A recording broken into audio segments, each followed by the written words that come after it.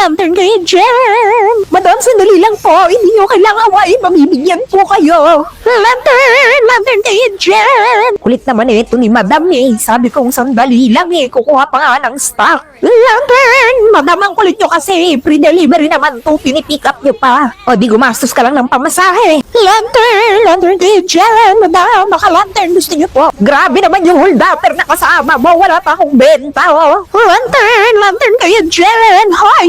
Impostora ka! Made in China yung lantern mo! Ako ang totoong lantern seller dito! Huwag kayong bumili ng lantern yan! Hindi umiilaw yan! Lantern kayo dyan! Ikaw na naman! Big seller ng lantern! Talagang hindi ka pipigilin mo! Ay, may kasabot siya! Kaya pala kanina pa nag-aabang yun sa kanto! Lantern kayo dyan! Oh, kita mo na, mas effective yung lantern ko sa'yo, di ba?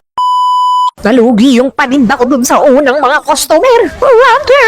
Lantern kayo dyan. Ang lantern na nagpapakita ng totoong nadarama. Hindi lang liwanag ang dala-dala. Lantern, bili na kayong lantern. Makikita mo ang tunay na halaga mo sa kanya. Dahil hindi wala, binalaw ka lang pala niya. Ay, grabe kayo. Kung ayaw nyo ng lantern ko, pwede nyo namang sabihin. Lantern, bili na kayong lantern. Ito na naman tong impostora na to. Di ba kanina pa ako ginagaya? Halika dito, bilhin mo to.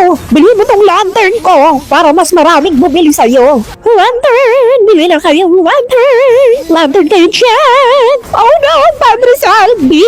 Hindi mo naman ako kailangan kidnapin. Pwede mo namang sabihin ayaw mo ng lantern ko kasi umiilaw na yung ulo mo.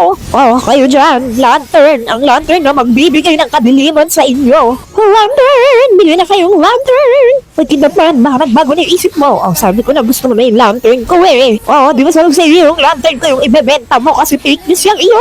Lantern, bili na kayong lantern. Hindi ka pa rin nahuli. Nagbibenta ka pa rin ng lantern mong galing Divisoria. Ang dami mo nang na-scam dyan ah. Lantern kayo dyan. Pwede naman sakto. 90% discount yung lantern ko. Magdidilim lang yung paningin mo.